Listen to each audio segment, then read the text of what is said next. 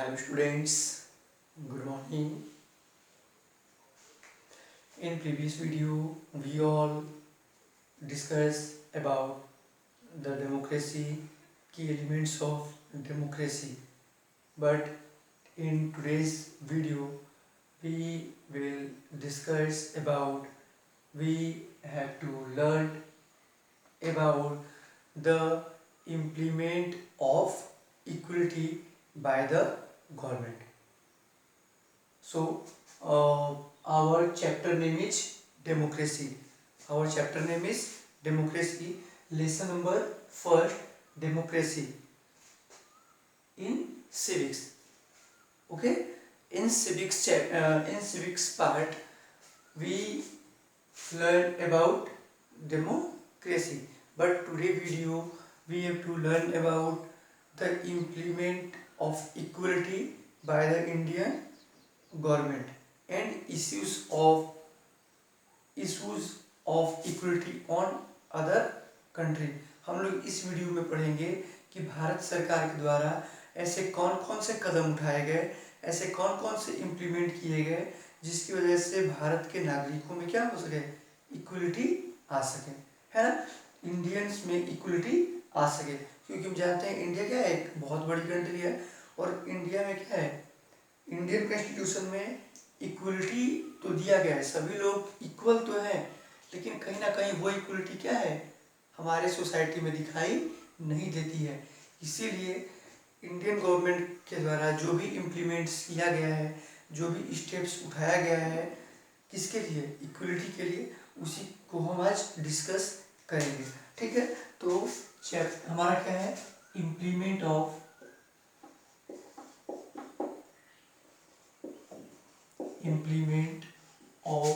equality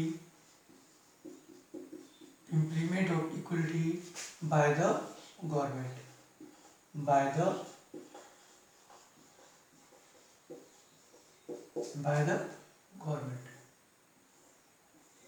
implement of equality by the government. इसमें जो हमारा पॉइंट है वो है मिड डे मील.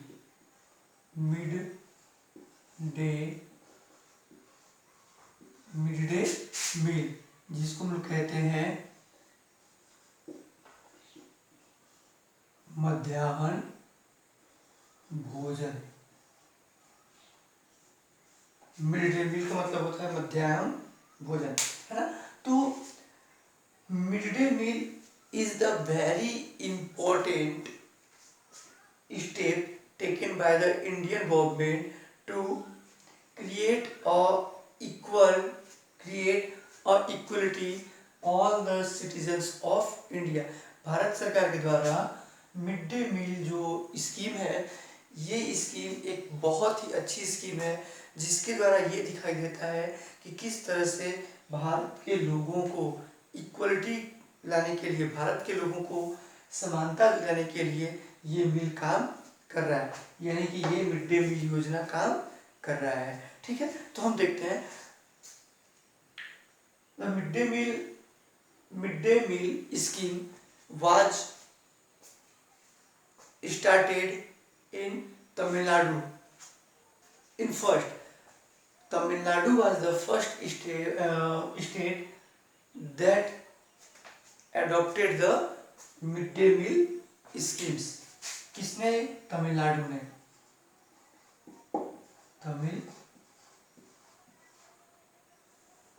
तमिलनाडु मीन्स तमिलनाडु भारत का ऐसा पहला स्टेट है जिसने क्या किया है, मिड डे मील स्कीम को शुरू किया है ना. तमिलनाडु एक ऐसा फर्स्ट स्टेट है जिसने मिड डे मील स्कीम को शुरू किया है. सबसे पहले हम जान लेते हैं कि ये मिड डे मील है क्या, है ना. जैसा कि हमारे गांव में सरकारी स्कूल में हम देखते हैं कि बच्चों को लंच के टाइम पे क्या मिलता है, खाना दिया जाता है. बच्चों को लंच के टाइम पे खाना दिया जाता है. उसी भोजन को हम लोग क्या कहते हैं, उसी फूड को हम लोग क्या कहते हैं, मिड डे मील. ठीक है, क्या कहते हैं, मिड डे मील. तो मिड डे मील जो स्कीम है, ये सबसे पहले तमिलनाडु में शुरू किया गया. इसके बाद तमिलनाडु में शुरू करने के बाद 2001 में supreme court has asked to all the states and report prepare report for mid day meal scheme. 2001 में सुप्रीम कोर्ट ने सभी राज्यों को यह आदेश दिया कि आप भी अपने राज्य में मिड डे मील को इम्प्लीमेंट करने के लिए रिपोर्ट तैयार कीजिए। ठीक है, तो सभी लोगों ने रिपोर्ट तैयार किया और इस रिपोर्ट को तैयार करने के बाद पूरे इंडिया में 2004 से मिड डे मील स्कीम की शुरुआत की गई। यानी कि पूरे भारत में मिड डे मील योजना कब से शुरू की गई? 2004 से शुरू की गई। जबकि सुप्रीम कोर्ट ने यह ऑर्डर कब दिया था? 2001 ईस्वी में। और भारत का सबसे पहला कौन सा राज्य था जिसने मिड डे मील को शुरू किया था? तो तमिलनाडु। ठीक है, अब सभी स्टेट्स के जो गवर्नमेंट्स हैं उसने अपनी रिपोर्ट सुप्रीम कोर्ट को दी। उस रिपोर्ट में क्या कहा गया था? उस रिपोर्ट में ये कहा गया था कि ऐसे कुछ गरीब परिवार के बच्चे हैं, ऐसे कुछ गरीब परिवार के बच्चे हैं जिनके घर में 2 वक्त की रोटी भी अच्छे तरीके से नहीं मिल पाती है। तो वो लोग क्या करते हैं कि स्कूल नहीं जाते हैं, और स्कूल ना जाके वो करते क्या है, तो अपने मम्मी और पापा के साथ कहीं खेतों में या कहीं पे भी काम करते हैं, है ना। तो सरकार ने ये देखा कि जब वो छोटे छोटे बच्चे कहीं पे काम कर रहे हैं अपने मम्मी पापा के साथ, यानी कि जब उनके पढ़ने का टाइम है तो वो पढ़ाई लिखाई को छोड़कर अपने मम्मी पापा के साथ काम कर रहे हैं, है ना। तो इसीलिए गवर्नमेंट ने वैसे बच्चों को पढ़ाने के लिए, वैसे बच्चों को आगे बढ़ाने के लिए मिड डे मील योजना को शुरू किया। अगर उन बच्चों को स्कूल में ही खाना मिलेगा तो क्या वे बच्चे बाहर काम करने के लिए जाएंगे? नहीं जाएंगे, है ना। तो इसीलिए मिड डे मील योजना को शुरू किया गया। ये तो था इसका पहला उद्देश्य। दूसरा उद्देश्य ये था कि कई बच्चे ऐसे हैं, है ना, कई बच्चे ऐसे हैं जिनकी मदर, है ना, जिनकी मदर बाहर खेतों में काम करने के लिए जाती है और बच्चे घर पे अकेले रह जाते हैं और बच्चों को दोपहर का खाना नहीं मिल पाता है। तो वैसे बच्चों के लिए भी मिड डे मील योजना को शुरू किया गया है, मिड डे मील स्कीम की शुरुआत की गई है। ठीक है, इसके बाद एक और कारण है। वो कारण क्या है कि कुछ ऐसे बच्चों को देखा जाता है जो आप भी अपने गांव में देखे होंगे कि लंच टाइम में बच्चे अपने घर पे खाना खाने जाते हैं। लंच टाइम में बच्चे अपने घर में खाना खाने के लिए जाते हैं, लेकिन खाना खाकर फिर वो दोबारा स्कूल नहीं आते हैं। मीन्स लंच के पहले तक के पीरियड में तो पढ़ते हैं, और लंच जैसे ही होता है तो खाना खाने के बाद, लंच के बाद वाले पीरियड में वो पढ़ने के लिए स्कूल नहीं जाते हैं। तो वैसे बच्चों को भी स्कूल में रोकने के लिए मिड डे मील योजना को शुरू किया गया है, मिड डे मील स्कीम की शुरुआत की गई है। ठीक है, तो मिड डे मील जो स्कीम चलाई जाती है, इस प्रोग्राम का नाम है नेशनल प्रोग्राम ऑफ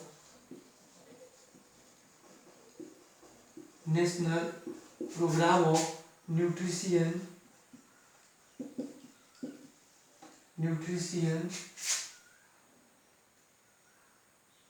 स्कीम।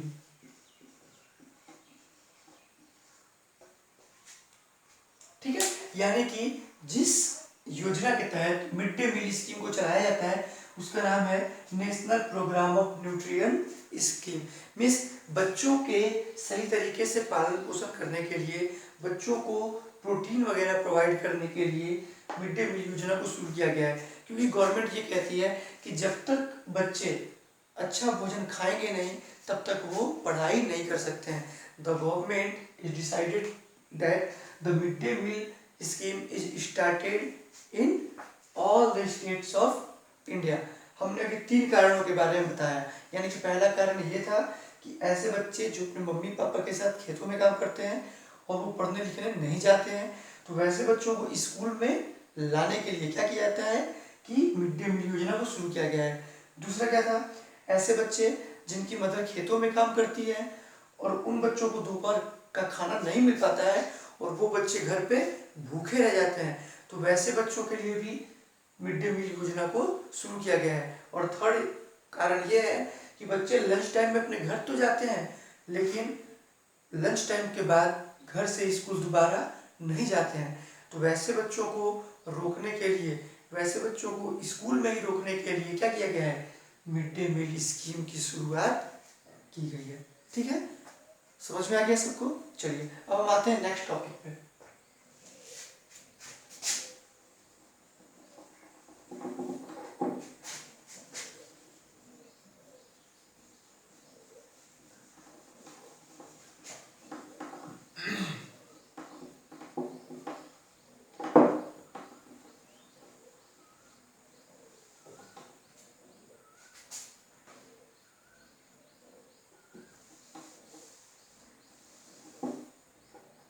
अगला हमारा पॉइंट है इनइक्वलिटी इन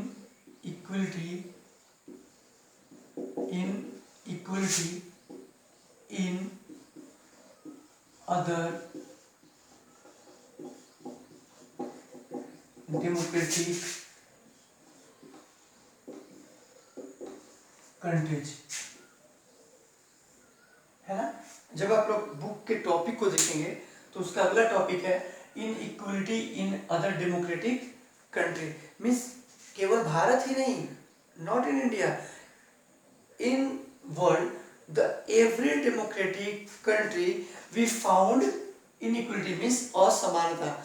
भारत ही नहीं, भारत के साथ साथ विश्व के और भी ऐसे देश हैं जहाँ पे असमानता पाई जाती है ना। हम ये नहीं कह सकते हैं कि केवल भारत में ही असमानता पाई जाती है, बल्कि विश्व के जितने भी डेमोक्रेटिक कंट्री हैं, जहाँ जिस भी कंट्री में अपना कॉन्स्टिट्यूशन है, जो भी कंट्री डेमोक्रेटिक कंट्री है, वहाँ पे इनइक्वलिटी देखने को मिलती है। चाहे वो अमेरिका हो, अमेरिका हो, इंग्लैंड हो, है ना। तो हम यहाँ पे बात करेंगे किसके बारे में, यूएसए के बारे में बात करेंगे। किसके बारे में, USA means United state of America, United state of America. हम यहाँ पे अमेरिका के बारे में बात करेंगे, है ना, कि इंडिया की तरह अमेरिका भी एक डेमोक्रेटिक कंट्री है।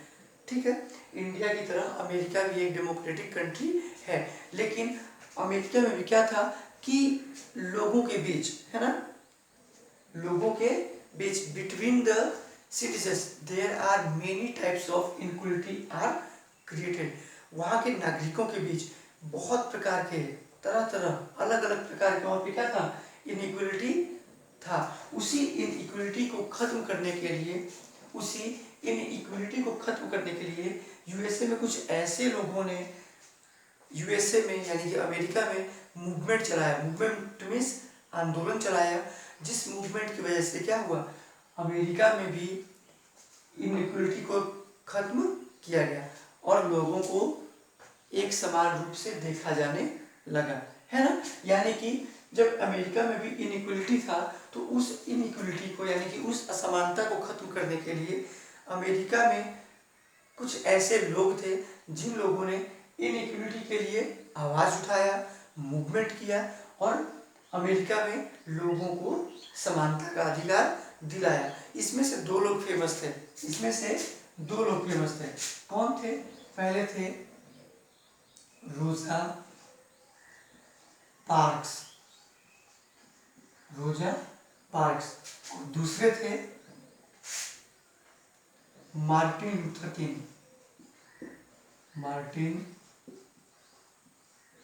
लूथर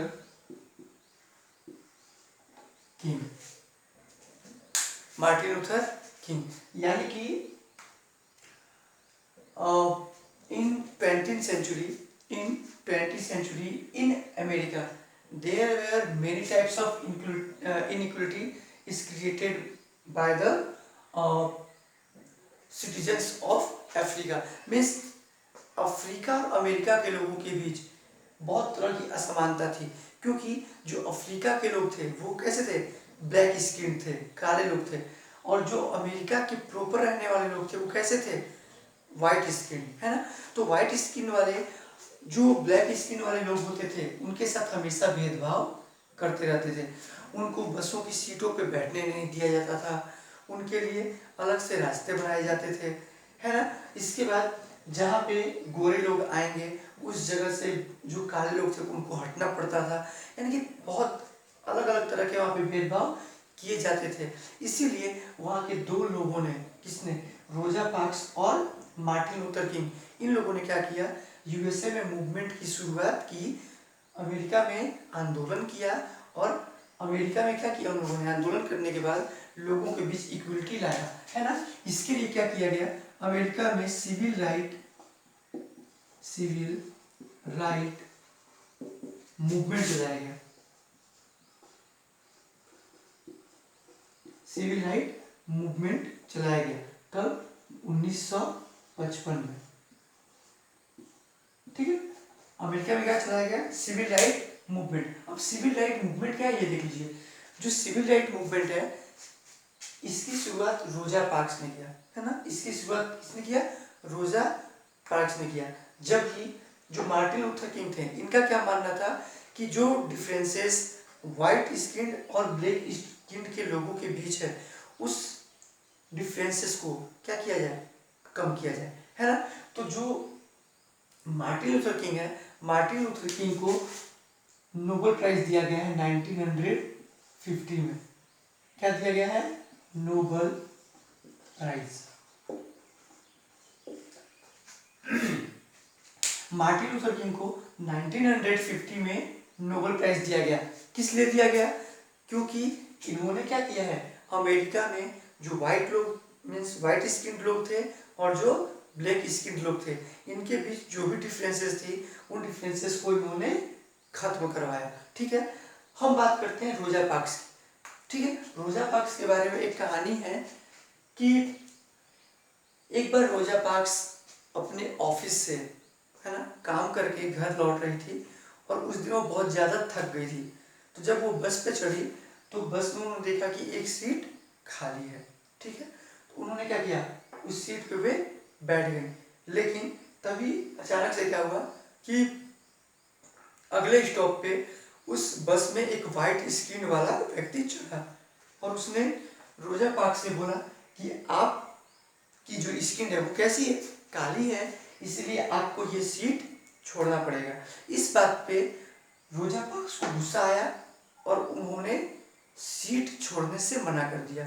उन्होंने बोला कि हम सीट नहीं छोड़ेंगे। तब क्या हुआ कि उस बस को पुलिस थाने में ले जाया गया और रोजा पार्क्स को जेल में बंद कर दिया गया। क्यों बंद कर दिया गया, क्योंकि ये सीट नहीं छोड़ी थी, वो सीट पे बैठी थी। जबकि वहाँ पे नियम क्या था कि अगर कोई भी काला व्यक्ति अगर सीट पे बैठा है और अगर कोई गोरा व्यक्ति आ जाएगा तो उस काले व्यक्ति को सीट छोड़ना पड़ेगा। जबकि रोजा पार्क्स ने सीट नहीं छोड़ा। तो इसी बात से रोजा पार्क्स को बहुत तकलीफ हुई और उन्होंने अमेरिका में सिविल राइट मूवमेंट चलाया। और सिविल राइट मूवमेंट को चलाने के बाद, इस मूवमेंट को अच्छी तरीके से चलाने के बाद अमेरिका में क्या हुआ कि सिविल राइट एक्ट बनाया गया। सिविल राइट एक्ट तब 1964 में क्या किया गया कि अमेरिका में सिविल राइट एक्ट बनाया गया। कब, 1964।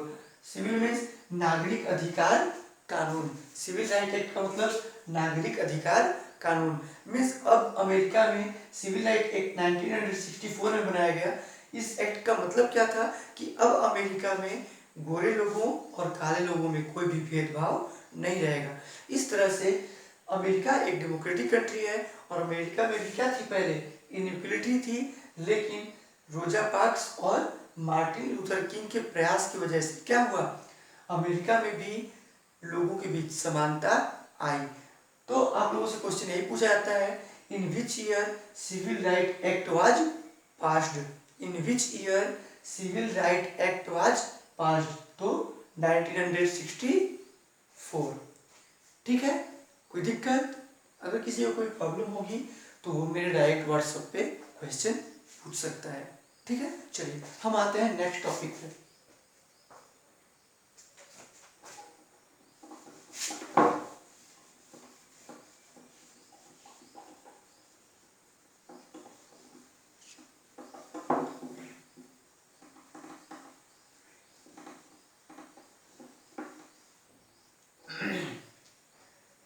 हम आते हैं अपने नेक्स्ट टॉपिक पे, जो कि इस चैप्टर का सबसे लास्ट पॉइंट है। इसका नाम है challenges of democracy. Challenges of democracy,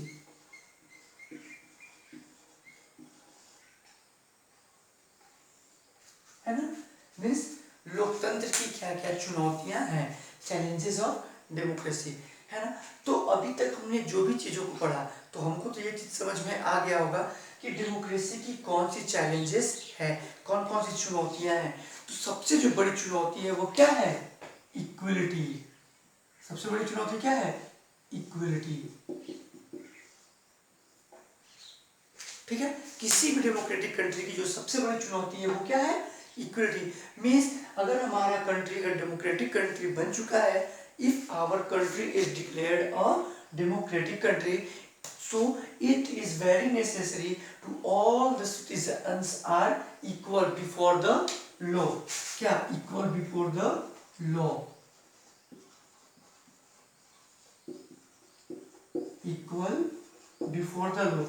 अगर ये जरूरी हो जाता है कि अगर हमारा कंट्री एक डेमोक्रेटिक कंट्री है तो यहाँ के रहने वाले सभी लोगों को कानून की नजरों में एक समान होना चाहिए। लेकिन क्या है, हमारे भारत में भी ये चीज कहा गया है कि इक्वलिटी है, लेकिन क्या इक्वलिटी है, नहीं है। यहाँ पे क्या है, जो अमीर लोग हैं वो गरीब लोगों का शोषण करते हैं, गरीब लोगों को एक्सप्लॉइट करते हैं। ठीक है, समाज में कास्ट में हम लोग देखते हैं, यानी कि जो बड़ी जातियां हैं, छोटी जातियां हैं, उनके बीच में क्या होता है, इनइक्वलिटी देखी जाती है, भेदभाव, डिस्क्रिमिनेशंस देखा जाता है। तो किसी भी डेमोक्रेसी कंट्री की सबसे जो बड़ी चुनौती है क्या है, इक्वलिटी। हम लोग अब जैसे जैसे अपने आगे चैप्टर में बढ़ते जाएंगे तो हम लोग ये देखेंगे कि इक्वलिटी आखिर है क्या और इक्वलिटी को किस तरह से डेवलप किया जा सकता है। तो हमारे आज का ये जो चैप्टर है वो कंप्लीट हो गया। अब आपको हम आपके फेयर कॉपी से रिलेटेड कुछ इंफॉर्मेशन देते हैं। देखिए, आपको जो फेयर कॉपी है वो 2 फेयर कॉपी बनानी है। कितनी फेयर कॉपी, 2 फेयर कॉपी बनानी है। 2 कॉपी, पहली जो कॉपी होगी वो आपकी 3 जिस्ते की होगी। जो पहली कॉपी होगी वो 3 जिस्ते की होगी। ठीक है, फेयर कॉपी। ठीक है, जो फर्स्ट कॉपी होगा आपका, है ना, वो होगा 3 जिस्ते वाला, 3 जिस्ते वाला। ठीक है, इसमें आप बनाएंगे हिस्ट्री प्लस सिविक्स। जो फर्स्ट कॉपी है ना, जो 3 जिस्ते वाला कॉपी होगा, इसमें आप बनाएंगे हिस्ट्री और सिविक्स, ये पहला कॉपी है। और जो सेकेंड कॉपी है, सेकेंड कॉपी ये होगा 2 जिस्ते वाला। ठीक है, इसमें आप बनाएंगे जियोग्राफी। समझ में आ गया। तो आपको 2 कॉपियां बनानी है, एक कॉपी थोड़ी सी मोटी रहेगी और एक कॉपी पतली रहेगी। तो जो कॉपी मोटी रहेगी उसमें आप हिस्ट्री और सिविक्स बनाएंगे। मीन्स ये 3 जिस्ते का कॉपी होगा, पहला कॉपी 3 जिस्ते का और दूसरा कॉपी 2 जिस्ते का। ठीक है, तो जो 3 जिस्ते वाला कॉपी होगा उसमें आप हिस्ट्री और सिविक्स बनाएंगे, और जो 2 जिस्ते वाला कॉपी होगा उसमें आप ज्योग्राफी बनाएंगे। तो ये लेसन मैंने कंप्लीट कर दिया और आपकी रिस्पॉन्सिबिलिटी है कि आप अपने फेयर कॉपी को कंप्लीट कीजिए। हाँ, एक इंफॉर्मेशन और, फेयर कॉपी बनाने के लिए आपको क्या करना पड़ेगा कि आपका जो भी ऑब्जेक्टिव क्वेश्चन है बुक में, चाहे वो टिक द करेक्ट ऑप्शन हो, फिल इन द ब्लैंक्स हो, ट्रू फॉल्स हो या फिर मैचिंग हो, इन सबको भी फेयर कॉपी में बनाना है ना। यानी कि tick the correct option, fill in the blanks, matching, true false बनाने के बाद ही आप क्वेश्चन आंसर बनाएंगे। ठीक है, समझ में आ गया। तो आज की वीडियो में फिलहाल इतना ही। आपके लिए होमवर्क है कि जितने भी ऑब्जेक्टिव क्वेश्चंस हैं, जितने भी ऑब्जेक्टिव क्वेश्चन हैं इस लेसन के, यानी कि डेमोक्रेसी जो लेसन है, इस लेसन का जो भी क्वेश्चन होगा ऑब्जेक्टिव टाइप क्वेश्चन, उस क्वेश्चन को आपको बना करके और कल मेरे व्हाट्सएप पे आपको सेंड करना है। ओके, तो आज के लिए इस वीडियो में इतना ही। अब हम मिलते हैं नेक्स्ट वीडियो में। तो थैंक यू।